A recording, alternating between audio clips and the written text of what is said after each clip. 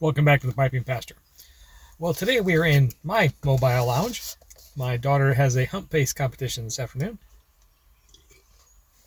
So I'm sitting here waiting on her next round. That's the thing with these competitions, they have several different levels, and she's a more advanced level, so she has to wait for a while for her turn to come up. And she's doing two different divisions today. So we're here basically all day. It's kind of a cold, rainy day here in Maryland as well. So just not a fun time to be outside. Normally, the warmer weather days, the competitions are nice. I pull out a camp chair, sit with a pipe, and I'm good. But today, it's definitely an inside kind of day.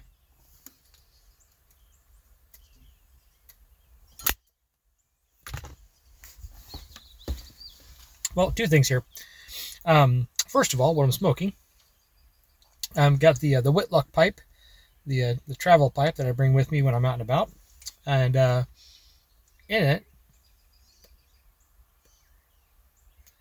I'm smoking a mixture I have decided to refer to as Lord Soth on Tarsus. For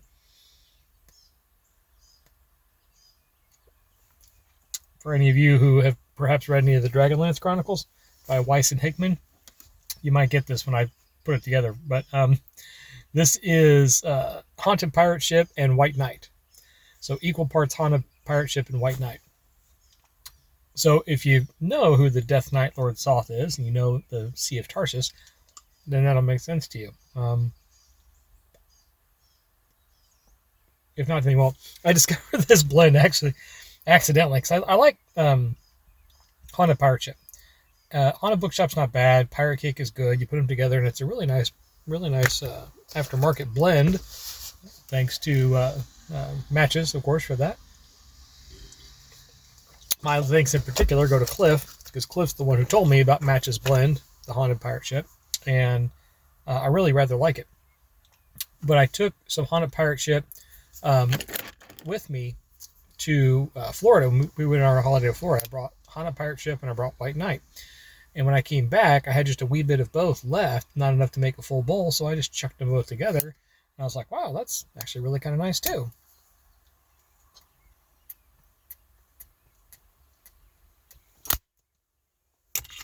So I was getting to the end of my last jar of Haunted Pirate Ship, and once again didn't have enough for a full bowl, so I was like, aha, I might as well name this, since I've smoked it now like 3 times.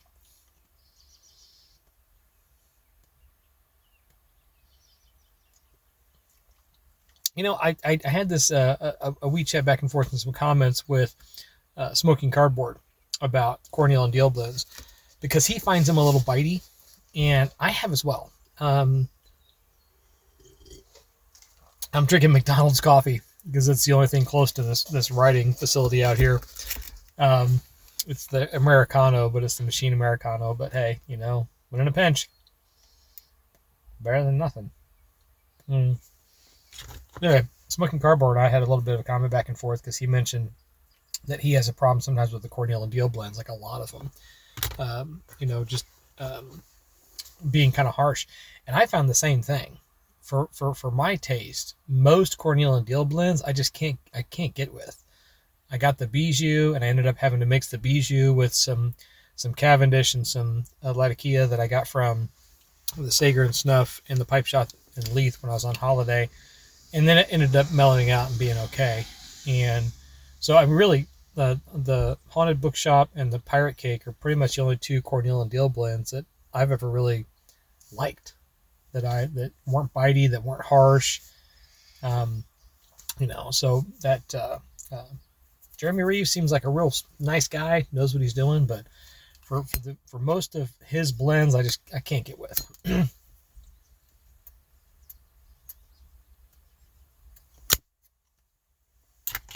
Rather moist, this tobacco, and I'm talking a lot too. So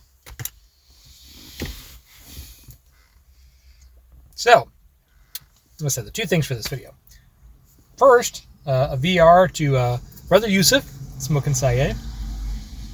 Congratulations. Probably one of the most encouraging YTB percenters out there, along with Israel, of course. But Yusuf encourages in a different way. Yusuf encourages through really just consistent engagement. I mean, I know I'm not the only one. He comments on everyone's videos all the time. And I don't have to tell you, there's a lot of us in the YTPC. I mean, there's a lot. And he spends a lot of time, and not just hearts or a thumbs up or, hey, great video. He actually makes specific comments to the videos and thanks you for putting them out there. And he does it for everybody all the time. And that's a significant investment in time and a significant investment in care. I find that very encouraging. Because I know sometimes I get the idea that I'm going to go through and make all these comments, right? I'm going to get all caught up on these videos and make sure I get comments to everybody, and and I just can't do it. I mean, it just ends up being too big a project. Don't get me wrong, I'd love to. I do watch a lot of videos, but the amount of time that takes just really demonstrates his devotion to this community. So, big congratulations, well done, you. The question, and I think, the way it was asked was, if you had one pipe, one tobacco, desert island, what would it be? I think, but everyone's kind of taking that as like it's a bug out moment, like stuff's getting heavy, you got to grab stuff and go, right? And you're going to be on a desert island by yourself. So I love the fact that we've added some context to his question. But the blend will probably not surprise any of you who watch this channel with any regularity at all. Plum Pudding Bourbon Barrel Aged Reserve. Absolutely. My number one blend. If I can only have one tobacco to smoke for the rest of my life, that'd be it. Now the pipe, I had to give some thought to that.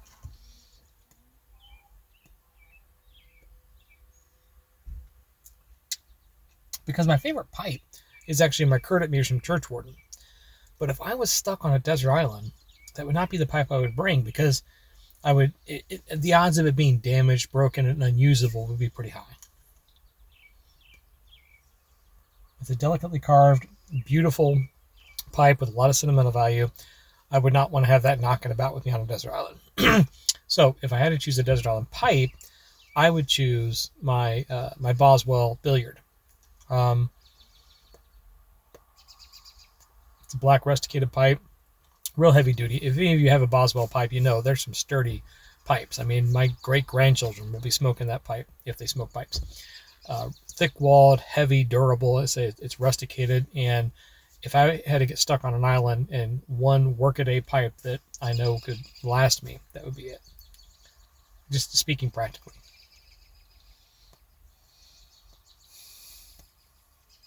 Now, on to the second thing. I have to speak to this YTPC controversy that's going on right now. This conflict that's been just roiling around. People have been making comments about it on a regular basis. And it's really tearing a lot of people apart. And then, of course, is how do you pronounce Latakia? Is it Latakia? Is it Latakia? The two camps on this have just been bitter enemies. There's been a lot of hateful videos going back and forth. So we need to put an end to it. I'll admit first, I've been pronouncing it wrong. It is a port city in Syria, and it is in fact pronounced Latakia. So, my apologies. Hopefully this will heal us and bring us all back together as one community. Yeah, it's sarcasm. We got to be able to laugh at ourselves, right? And at the end of the day, try not to take too much of this stuff seriously. I mean, none of us are getting out of here alive anyway. So, maybe, think about some of the more important things. Take some time to reflect on things that really and truly deeply matter, because a lot of this back and forth and he said, she said, and blah, blah, blah, blah. At the end of the day, I'm just like, okay, whatever. Talk about pipes, don't talk about pipes. I don't care. Do your thing.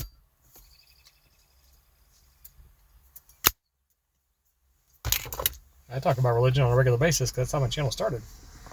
But there's really no sense in arguing about it.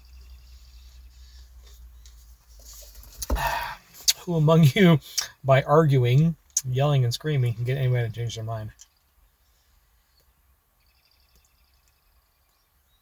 If that worked, everybody would be Republicans or everybody would be Democrats.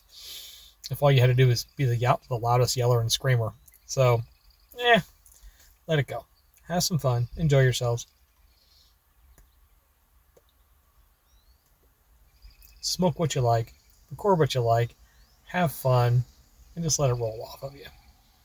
And again, remember, it's Latakia. Have a great week. Happy reading.